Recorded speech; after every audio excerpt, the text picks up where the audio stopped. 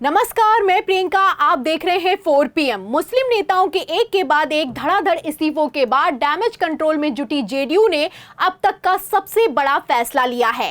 आपको बता दें कि सुप्रीम कोर्ट के एक्शन के आगे नीतीश कुमार पलट गए हैं और अचानक सीजीआई संजीव खन्ना से जेडीयू के राष्ट्रीय अध्यक्ष ने याचिका दाखिल कर वक्फ कानून को कैंसिल करने की डिमांड कर डाली है। एक तरफ जेडीयू ने सुप्रीम कोर्ट में याचिका दाखिल की है, तो वहीं दूसरी तरफ गृह मंत्री अमित शाह गिड़गिड़ाने को मजबूर हैं। जी हां, चौंकिए मत, सच है। आपको बता दें, बड़ी खबर निकलकर सामने आई है कि मोदी सरकार ने सीजीआई खन्ना के सामने याचिका लगाते हुए अपील की है कि वक्फ बिल के खिलाफ जल्दबाजी में किसी तरह का कोई फैसला ना ले, हमारा पक्ष भी सुने। तो क्या सुप्रीम कोर्ट में जेडीयू की पलटी के बाद मोदी सरकार घुटनों पर आ गई है? क्या वक्फ कानून अब कैंसिल होगा? सवाल का जवाब आपको बताएंगे और मोदी सरकार की याचिका पर सीजीआई संजीव खन्ना ने क्या बयान दिया है, बयान भी सुनाएंगे। लेकिन खबर में सबसे पहले वो खबर देखिए जिसने तहलका मचाकर रख दिया है। खबर आप देखिए दैनिक भास्कर की। इसमें देखिए साफ लिखा हुआ है कि वक्फ कानून के खिलाफ सुप्रीम कोर्ट पहुंचे जेडीयू नेता परवेज सिद्दीकी ने दायर की याचिका, बोले पार्टी में रहकर कानूनी लड़ाई लड़ेंगे। तो ये वक्फ बिल के कानून बनने के बाद मोदी सरकार को लगा अब तक का सबसे बड़ा झटका है।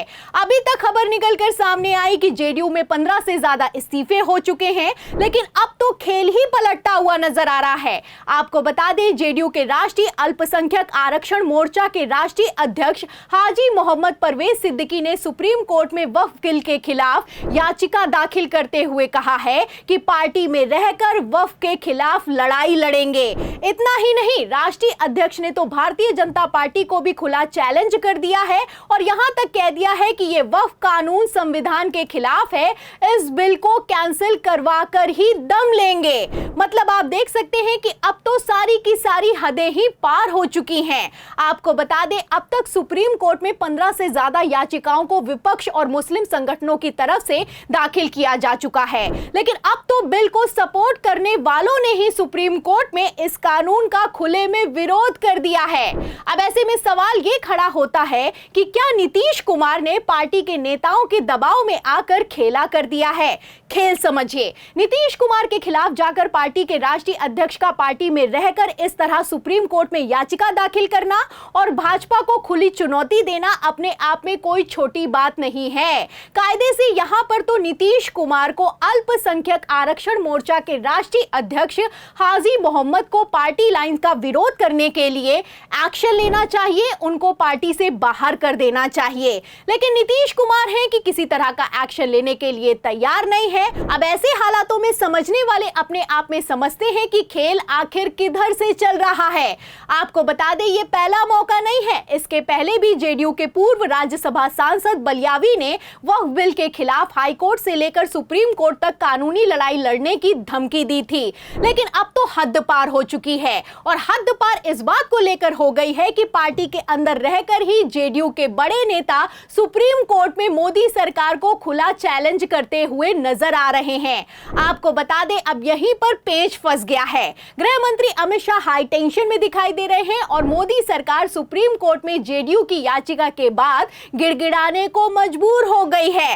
आपको बता दें, अगले महीने 15 मई को रिटायरमेंट से ठीक पहले सीजीआई संजीव खन्ना भी फुल फॉर्म में दिखाई दे रहे हैं। कपिल सिब्बल ने सीजीआई खन्ना के सामने इतनी मजबूत दलीलें दी हैं कि सुप्रीम कोर्ट भी अर्जेंट सुनवाई के लिए तैयार हो गया है। पहले तो सीजीआई खन्ना ने कहा कि सही समय आने पर सुनवाई होगी, मुझे लेटर लिखकर भेजो, फिर जरूरी कदम उठाए जाएंगे। लेकिन अब तो सीजीआई संजीव खन्ना भी एक्शन लेने के मोड में दिखाई दे रहे हैं।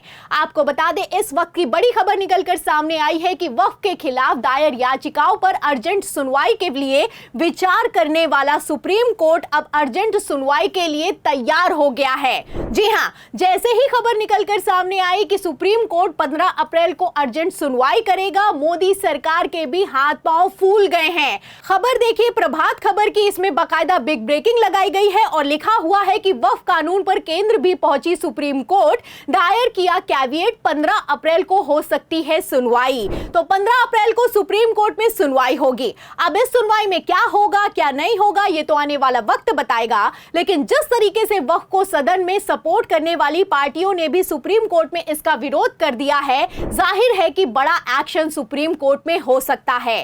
फिलहाल इसी एक्शन के आगे मोदी सरकार ने घुटने टेक दिए हैं।